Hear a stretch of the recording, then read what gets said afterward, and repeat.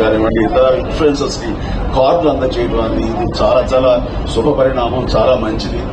ఇలాంటివన్నీ కూడాను పేదలకు కూడా అందుబాటులో రావడం అనేది నేను మనస్ఫూర్తిగా హర్షిస్తూ ఇలాంటి సెంటర్స్ మరెన్నో చేయాలి. ఎందుకంటే అతనికి వ్యాపార దక్షత నాకు తెలుసు. అమెరికాలో తను ఎంతగా వ్యాపారం, తను బిజినెస్ మ్యాన్ గా ఒక కార్పొరేట్ అక్కడ ఉన్నాడో తెలుసు. కేవలం తను డబ్బు సంపాదన కోసం అయితే కనుక అమెరికా కంటే ఇక్కడ ఏమి వైబిలిటీ కాదు.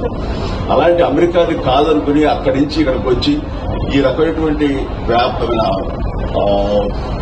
ఒక సహాయపడాలి సమాజానికి, తనతో బాధ్యతగా ఇవన్నీ కూడా పెడతాడంటే ఇందులో కమర్షియల్ వైబిలిటీ కానీ కమర్షియల్ మైండ్ లేకుండా పోలేదు, ఉంది. But at the same time కొంత పర్సెంటేజ్ పేదల కోసంగా కూడా ఇవన్నీ అందుబాటులోకి తీసుకురావడం అనేది మనస్ఫూర్తిగా నేను హర్షిస్తూ అభినందిస్తూ ఇలాంటి మరెన్నో సెంటర్స్ ఇంతే సక్సెస్ఫుల్ గా చేయాలి. మీ అందరి బ్లెస్సింగ్స్ తో నేను కోరుకుంటూ నా తమ్ముడికి మరొకసారి నా అభినందన తెలియజేస్తాను.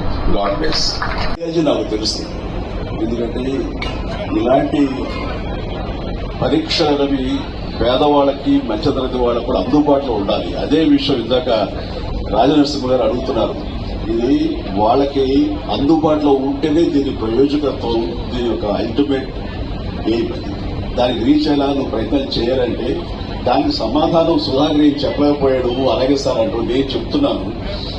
లాస్ట్ టైం అమీర్పేటలో ఇలాంటి డయాగ్నోస్టిక్ సెంటర్ ఓపెన్ అయిన సందర్భంగా నాకు అప్పటికప్పుడు అనిపించింది, మా సినిమా కళాకారులు కార్మికులు ఎంతో మంది ఉన్నారు. వాళ్ళందరూ ఏ రోజుకి ఆ రోజు ఉపాధి, ఆ రోజు వాళ్ళ పబ్బం గడుపుకోవాల్సిన పరిస్థితి. అలాంటి వాళ్ళకు కూడా ఇలాంటి అవసరాలు ఎంతో ఉంటుంది, ముఖ్యంగా మెడికల్.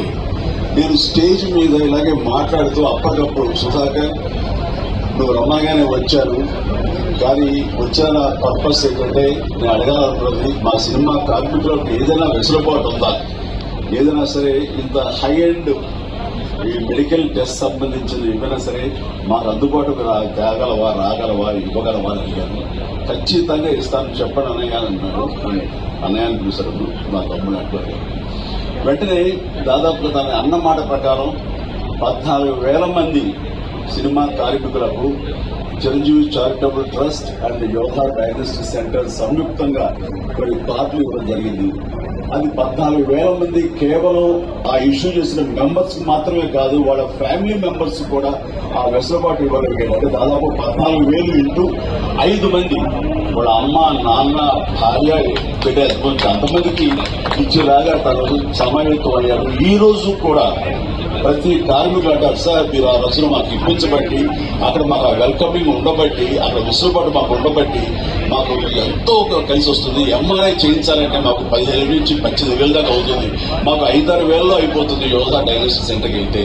ఇదంతా కలిపి ఆయన సుధాకర్ పెద్ద మనసు, అలాగే నా ప్రయత్నం ఎన్ని కూడా దోహదపడ్డాయని వాళ్ళు చాలా సంతోషిస్తున్నారు. దానికి తాము వంతు కృషిగా చేయడం అన్నది, సామాజిక స్పృహ ఉండటం అన్నది నాకు అతని పట్ల అపారమైనటువంటి గౌరవం ఉంది. ఆయన ఇందాక మన మినిస్టర్ గారు అడిగిన దానికి సమాధానం ఇదే సార్. ఆ రకంగా సామాజిక బాధ్యత వహించి తాను ఇలాంటివి కల్పించాడు. అందుకని అలాగే ఇక్కడ కూడాను ఈ రోజున మన ప్రసాద్ గారు ఉన్నారు.